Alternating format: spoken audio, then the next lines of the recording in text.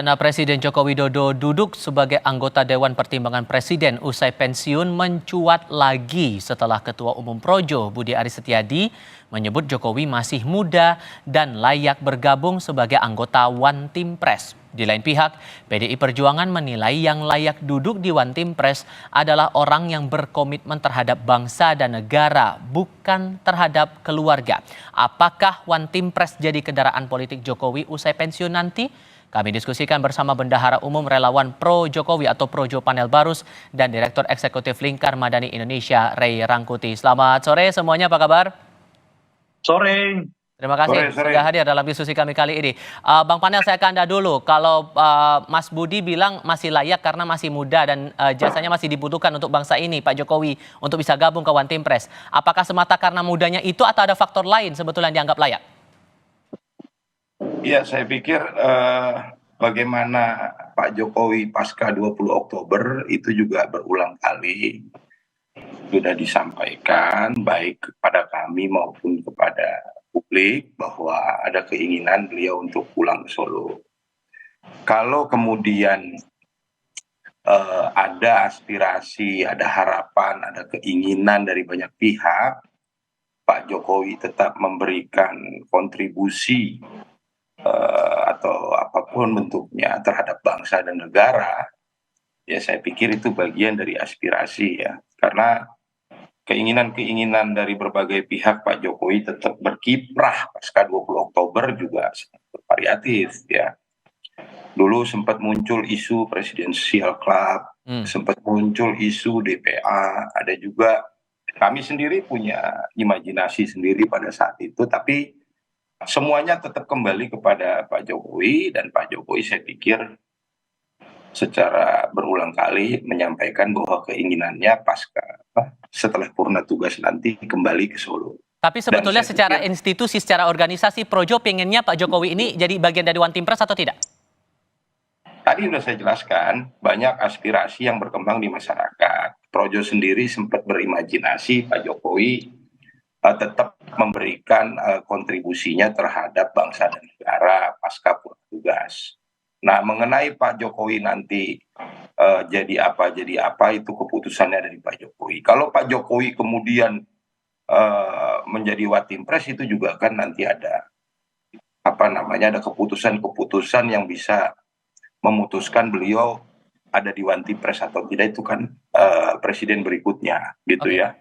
Oke, kalau menurut Bung Rey gimana melihat ini? Di satu sisi dari Projo merasa bahwa Jokowi layak jadi anggota One Team Press, tapi terakhir PDI Perjuangan bilang bahwa beliau tidak layak untuk jadi anggota One Team Press. Anda melihatnya kecenderungannya ke arah mana? Beliau sih kalau ada jabatan nggak mesti harus One Team Press, kayaknya akan diambil juga itu sama Pak Jokowi gitu. Dasarnya? Kalau One Team Press itu kan lumayan udah bagus lah. Kalau misalnya ada jabatan ya yang tidak selevel One Team Press, misalnya nih, kayaknya akan diambil juga sama Pak Jokowi gitu. Karena kelihatan keluarga Pak Jokowi ini ngejar kekuasaan ya dimanapun gitu. Dengan kalau penting ya banyak cara yang harus dilakukan di sana gitu. Nah, salah satunya kan misalnya seperti sekarang ya, Projo seperti mendukung Pak Jokowi jadi One Team Press. Nah, nanti kan itu jadi inilah jadi mungkin jadi sebab lah bagi Pak Jokowi untuk mengatakan ternyata masih ada yang menghendaki saya untuk terlibat di dalam kekuasaan gitu ya. Ya ada suara Projo, ada suara Ana dan seterusnya gitu. Jadi kalau kepada keluarga Pak Jokowi ya, jangan ditanyakan apakah beliau merasa cukup atau tidak. Kayaknya nggak ada kata cukup itu gitu. Oleh karena itu kalau One Team Press kosong ya ditawarkan mungkin akan diambil. Kalau ada kekuasaan yang lain bukan One Team Press, ya ditawarkan juga, mungkin juga akan diambil gitu. Oke, nah, walaupun kemudian sudah berkali-kali disampaikan oleh Presiden Jokowi, Bung Rey, bahwa ia akan pulang ke Solo setelah purna tugas sebagai kepala negara begitu. Tapi apa yang Anda tangkap dari upaya tampaknya ini seperti endorse dari Projo bahwa ya Jokowi layak untuk jadi anggota One Team Press? Apa yang Anda tangkap di situ, Bung Rey? Kalau Pak Jokowi pakai gaya begini nih, udah menurut saya sih 90% menandakan beliau ingin jadi One Team Press gitu. Kan gayanya begitu tuh. Ketika misalnya soal Gibran, dia mengatakan masih anak muda, belum cukup umur, lalu jadi wakil presiden. Begitu soal Kaisang juga sama ya. Kalau kita dengar pernyataan Zulkifli Hasan saat itu mengatakan Pak Jokowi nggak menginginkan Gibran di Jakarta, tapi lalu tiba-tiba muncullah putusan MA dan seterusnya gitu. Nah, kalau udah watak juga kelihatan di keluarga ini untuk tidak menyampaikan hal yang mereka inginkan yang sesungguhnya dengan mengatakan yang seolah-olah yang sebaliknya gitu. Tapi yang sebaliknya itu kalau kita belajar dari banyak peristiwa yang dilakukan yang terjadi pada keluarga Pak Jokowi itu justru mengindikasikan ya keinginan yang kuat untuk melakukan yang sebaliknya itu gitu. Jadi misalnya kalau ditanya Pak Jokowi mau jadi Watimpres apa mau ke Solo? Jawabannya ke Solo. Nah, ketika dijawab ke Solo itu, mungkin kita harus pahami beliau kayaknya menginginkan jadi Watimpres gitu. Itu satu. Nah, yang kedua adalah, lihat aja redaksinya, tanggal 20 saya ke Solo. Iyalah, kalau tanggal 20 itu ya memang beliau akan ke Solo mungkin.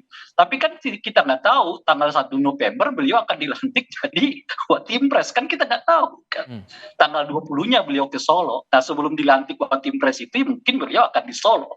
Tapi kalau sudah diminta jadi Watimpres, dilantik jadi Watimpres, kan dengan sendirinya mungkin tidak tinggal di Solo. Atau tetap bisa tinggal di Solo, tapi kan jabatan bisa menjadi Watimpres gitu. Oke, Bang Jadi Panel.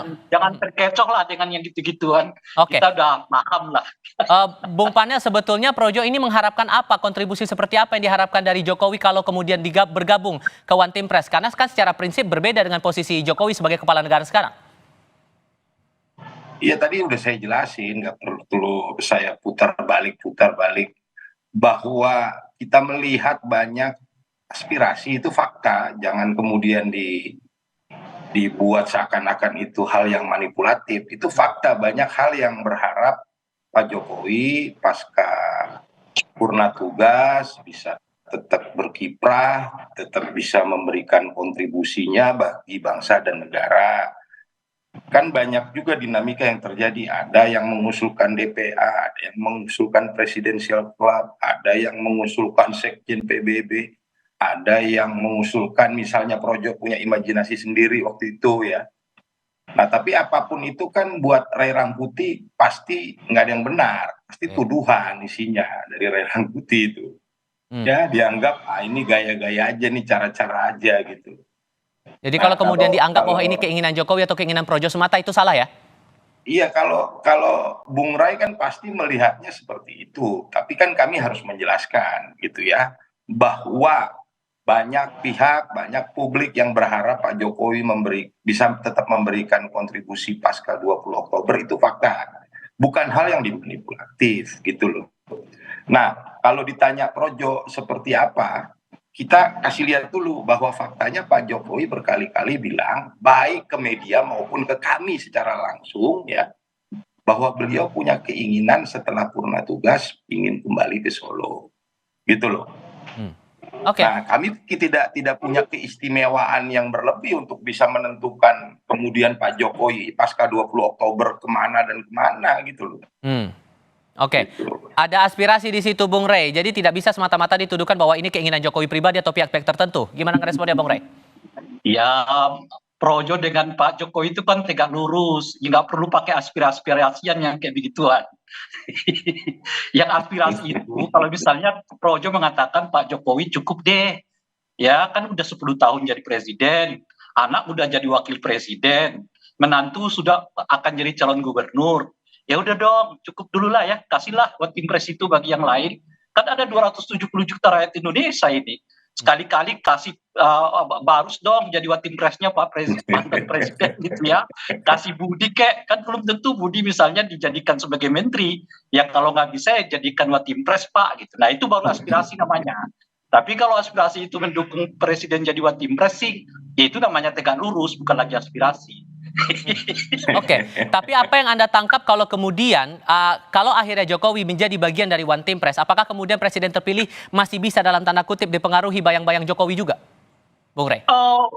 Ini agak serius kalau pertanyaan ini ya. Jadi pertama begini, saya sudah menyebutkan tadi, kalau kita lihat keluarga Pak Jokowi ini, jangankan Watimpres, kalau ada kekuasaan yang lowong dan memungkinkan itu untuk diambil, mungkin akan diambil juga. Itu satu tuh. Jadi ini semacam semacam udah kita lihat lah Begitulah kelihatan yang ada di keluarganya Pak Jokowi gitu ya. Nah yang kedua adalah kenapa Watimpres itu? Karena memang itu salah satu pintu yang paling tepat untuk bisa tetap mengawal kebijakan-kebijakan Pak Jokowi yang mungkin boleh jadi terabaikan atau dilupakan atau bahkan atau mungkin tidak dilakukan oleh Pak Prabowo di masa yang akan datang, khususnya yang berhubungan dengan segala sesuatu yang dianggap ikonnya Pak Jokowi. Apa itu misalnya soal IKN kan, atau soal aglomerasi gitu ya, atau soal-soal yang lain dan seterusnya itu. Termasuk menurut saya di dalamnya itu adalah untuk membentengi manakala beberapa kelompok yang dianggap selama ini kecewa dengan Pak Jokowi itu lalu melakukan langkah-langkah politik ataupun hukum terhadap keluarga Pak Jokowi. Misalnya soal kasus Pupu Fafa gitu ya, atau kasus soal Blok Medan dan seterusnya itu ya, soal private jet gitu. Nah, dengan duduknya Pak Jokowi sebagai Watimpres, setidaknya jabatan itu mungkin punya semacam alat untuk melakukan pembentengan terhadap siapapun mungkin yang akan melakukan gerakan politik pasca Pak Jokowi itu berakhir maupun gerakan hukum gitu. Itu yang kedua. Nah, yang ketiga tentu saja adalah untuk melekatkan itu. Nah, pertanyaannya betul, apakah Pak Prabowo kira-kira masih tetap ingin kelihatan tetap bersama dengan Pak Jokowi?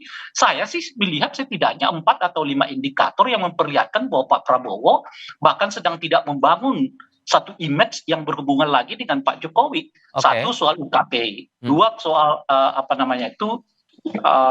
Tapera ya, tiga soal IKN kan. Keempat soal beliau nggak pernah menyebut Kaisang sebagai calon gubernur yang didukung oleh Gerindra gitu ya. Nah yang kelima adalah beliau menolak meskipun tidak tegas ya, tapi kita tahu beliau tidak all out untuk mendukung revisi undang-undang pilkada di rapat paripurna gitu. Dengan 5 indikator ini, saya sih melihatnya Pak Prabowo sedang menjaga jarak dengan Pak Jokowi untuk mengatakan saya ini Prabowo, bukanlah bayang-bayang Jokowi gitu. Atas pandangan atau perspektif dari Bung Rey ini gimana meresponnya Bang Fadel? Saya pikir itu standarnya Ray Rangkuti. Ray Rangkuti itu kan selalu fantasinya liar, hidupnya dari tuduhan, ya. Jadi saya tidak mau terlalu merespon fantasi-fantasi liarnya Bung Rey, ya, bahwa Pak Jokowi dengan Pak Prabowo seperti apa, terus tuduhan-tuduhan itu bahwa Jokowi apapun peluang kekuasaan pasti diambil. Saya tidak perlu merespon itu.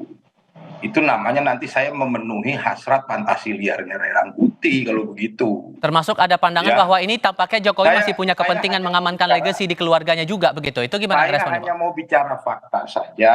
Saya bicara faktanya tadi bahwa banyak pihak, bahwa banyak tokoh-tokoh yang menginginkan Pak Jokowi tetap berkiprah, itu fakta. Itu bukan sesuatu hal yang dimanipulasi. Ya. Terus bagaimana kemudian Pak Jokowi pasca 20 Oktober, itu keputusannya di Pak Jokowi. Kalau kemudian ada aspirasi, tidak diharamkan aspirasi itu dalam alam demokrasi. Ya, jangan kemudian dianalisisnya dengan logika-logika konspiratif gitu loh. Ya, kasihan publik ya dicekokin dengan fantasi liar seperti itu. Kalau kemudian ada aspirasi dari akar rumput atas dorongan agar Jokowi ini bisa gabung ke Watimpres, apakah ada dari pihak eksternal di luar Projo yang juga menyuarakan aspirasi yang sama, Bang Panel? Iya, itu nanti keputusannya kembali di Pak Jokowi. Kalau diskusinya tentang Pak Jokowi cocok atau tidak di Watimpres, yang bisa memutuskan beliau di Watimpres itu siapa? Kan bukan saya sama Ray Rangkuti. Gitu loh. Kalau Ray Rangkuti kemudian punya aspirasi sebaik yang jadi Watimpres si A, si B, si C, itu juga nggak diharamkan, itu juga halal. Gitu loh. Nggak dilarang juga, namanya aspirasi. Gitu loh. Oke, Bung Rey, apa plus minusnya kalau kemudian seorang yang sebelumnya pernah menjadi kepala negara kemudian bergabung jadi Watimpres, plus minus untuk pemerintahan baru apa? Ya, kalau plusnya ya saya tidak tahu, tergantung kepada presiden. Kalau negatifnya ya presiden ini kelihatan akan tetap jadi bayang-bayang dari presiden yang sebelumnya. Nah, kalau presiden yang sebelumnya itu mewariskan sesuatu yang menjadi positif besar di mata masyarakat, ya mungkin iya, tapi kan kalau tidak akan negatif. Kan kalau kita lihat sekarang ini misalnya tensi publik terhadap Pak Jokowi itu hari demi hari kelihatan makin menurun. Karena apa gitu ya? Karena apa namanya ya, penurunan kualitas demokrasi yang sangat drastis ini menjadi catatan di ujung kekuasaan Pak Jokowi gitu. Dan kalau itu dilengketkan dengan Pak Prabowo, ya orang akan melihat bahwa Pak Prabowo adalah pemimpin yang mungkin tidak terlalu peduli juga dengan nasib demokrasi sebagaimana ya dilakukan oleh Pak Jokowi sebelumnya gitu. Nah itu negatifnya. Lah positifnya apa gitu? Saya tidak terlalu melihat positifnya kalau Watimpres, karena selama ini kan Watimpres 10 tahun misalnya berada di belakang Pak Jokowi, kita juga tidak melihat apa peran yang sangat signifikan dari Watimpres itu untuk mengatur kebijakan Pak Jokowi gitu. Nah, kalau dilihat dari situ gitu ya, dan kalau Itu dilihat dari situ misalnya aja Bung Rey udah sebelum-sebelumnya kontradiktif juga hal yang sama terjadi dalam gitu. Jadi berargumentasi. kalau dilihat positifnya, saya Oke. tidak terlalu begitu lihat positif, tapi kalau dilihat negatifnya, ya setidaknya ya peninggalan Pak Jokowi dalam konteks merosotnya demokrasi itu akan terbawa kepada kepemimpinan Pak Prabowo. Oke. Bang Orang Panel yang ada respon Bang Panel? apakah Ya, Bang Panel ada mau merespon? ya di situ aja Ray Rangkuti sudah kontradiktif. Tadi dia bilang di masa Jokowi Watimpres tidak terlalu memberikan kontribusi. Nah ke depan Pak Jokowi ketika mau didorong misalnya jadi Watimpres, wah ini celah yang harus dioptimalkan menurut saya. Itu kontradiktif itu argumentasinya gitu loh. Oke, jadi yang benernya gimana tuh? Ya saya tidak bisa, saya bukan bilang benar atau salah, saya sedang bilang bahwa argumentasinya Bung Ray Rangkuti ini kontradiktif, gitu loh. Nah, Jadi itu saya tidak berarti bicara benar boleh saya salah. tanggapi dong kalau begitu kan? Oke, boleh dilanjutkan Bung Rey? Itulah yang saya sebutkan itu tadi. Karena bagi Pak Jokowi menurut saya bukan kekuasaan itu besar atau kecil. Kan saya dari awal saya mengatakan kelihatan di Pak Jokowi, keluarga Pak Jokowi ini kekuasaan itu harus menempel kepada mereka, entah besar itu atau kecil gitu. Kalau Ya, tapi Watimpres kan itu kata kecil, Bung Ray tadi Watimpres boleh kan jadi nggak ada kekuatannya. iya. Kan saya sudah mengatakan tadi, bagi keluarga ini kelihatan tidak terlalu berhitung. Terus kenapa Apakah jabatan itu dikhawatirkan besar gitu atau loh. kecil, punya impact apa enggak. Yang dihitung itu apa? Yang dihitung itu yang masih menjabat, masih berada dalam kekuasaan. Apa fungsi kekuasaan itu bagi keluarga Pak Jokowi? Ya salah satunya membentengi mereka kemungkinan dari gugatan politik maupun gugatan hukum. Jadi kalau tetap menjabat kan ya Watimpres loh. Nggak mudah kan untuk untuk memproses persoalan-persoalan yang berhubungan kepada beliau baik secara politik maupun secara hukum. Nah setidaknya 5 tahun ya Pak masih dikelola seperti itu gitu. Itu yang saya sebutkan tadi. Nah nggak ada yang kontradiktif.